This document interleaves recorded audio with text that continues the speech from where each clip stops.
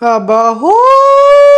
Bilma, ano't kung kailang gabi ay tsaka ka din paspas sa paghihinok ko?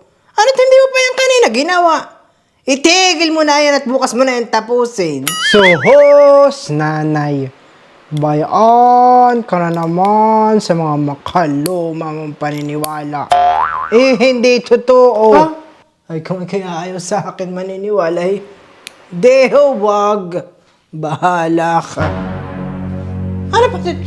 May pakalat-kalat ditong papel ah. Abay, this paper ito ni Annalyn ay. Bakit ito'y puro ikis? Itlog! Aba ho! Annalyn, ano na nangyari dito sa iyong exam ah? Ba't ito'y nagkaganay? Ito na! Nireview mo ba Vilma yung anak mo ah? Bago mag-exam? Ano nang nangyari dito? Yak nanay, awan nga baga kung ano nangyayari diyan kay Annalyn ah. Eh na may tinuturuan ko rin pag minsan. Hayaan mo na lang pati. At siya naman ay bata pa. Paglaki na yan ay makakaintindi din. Habang ikaw ay nagdarasal, ang iyong katabi ay gustong makipaglaro sa iyo, ano ang gagawin mo? Aba! Ang sagot mo Annalyn ay sasapukin ko siya kasi maingay? Ay talagang malaki ang sira na itong bata. Ito ah. Ano sasabukin mo? Ang sagot Annalyn, honey, ay letter B. Pagsasabihan ko siya na pagkatapos na lang ng pagsimba kami maglalaro at ipagpapatuloy ko ang aking pagdarasal. Iyon ang tamang sagot, hindi sasapukin. Tingnan mo't iyang anak mo, Vilma, nalaking salbahe. Annalyn, ikay makinig din sa lula mo ah. At nang sa susunod ay alam mo nang isasagot. Nakita mo na pinupunit ng iyong kamag-aaral ang mga pahina ng isang banal na aklat.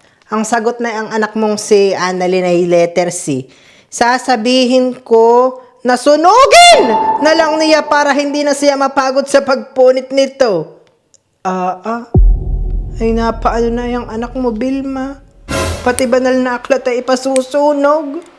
Ang tamang sagot, Annalyn, ay letter B uli. Sasabihin ko na huwag niyang punitin ang mga pahina ng banal na aklat at hindi pinupunit. At lalong hindi sinusunog. Vilma, yung anak mo eh. Turuan mo ng tamang asal at anak ay ako'y naiibahan. Nagkasakit ang iyong kaklase. Kaya hindi siya nakapasok. Dahil may cellphone number ka niya, pinadalhan mo siya ng mensahe na, buti nga sa iyo! Annalyn, ay talagang ito'y salbahe. Nagkasakit na nga yung kaklase mo, tapos ay hindi na nakapasok, tapos ay sasabihan mo pang buti nga sa iyo? Hindi ganayon, anak. Ang dapat mong sabihin, honey, ay letter C. Magpagaling ka agad. Iyon. At halimbawa, ikaw ang nagkasakit, Annalyn. Gusto mo ba kayo sasabihin sa iyo ng mga kaklase mo maigi nga sa iyo? Ay, di ba nga naman natin, hindi? Iyo.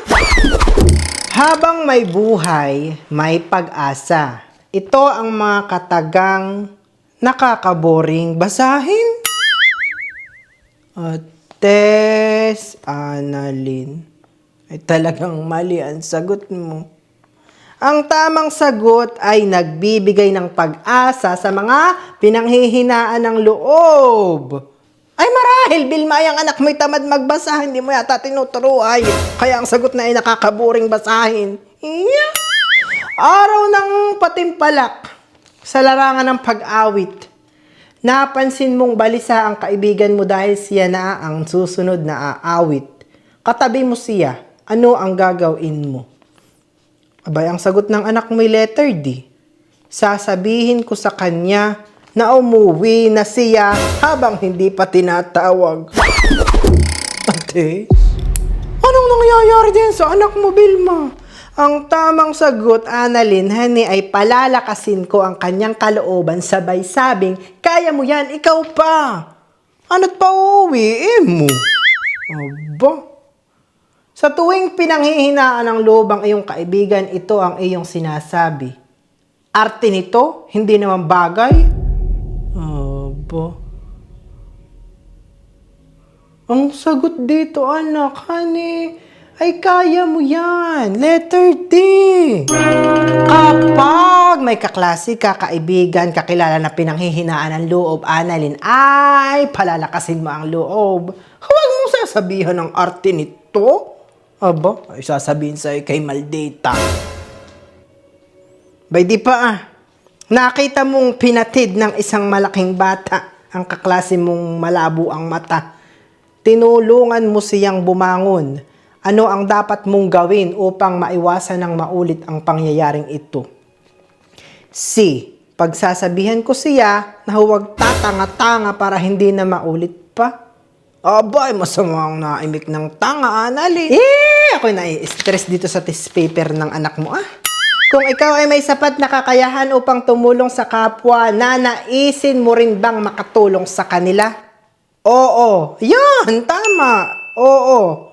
Na, kahit Ates! Ano to? Na kahit napipilitan lang ako, ay tumulong ka pa. Ang pagtulong sa kapwa, Annalyn, ay dapat ay bukal sa kalooban. Aba!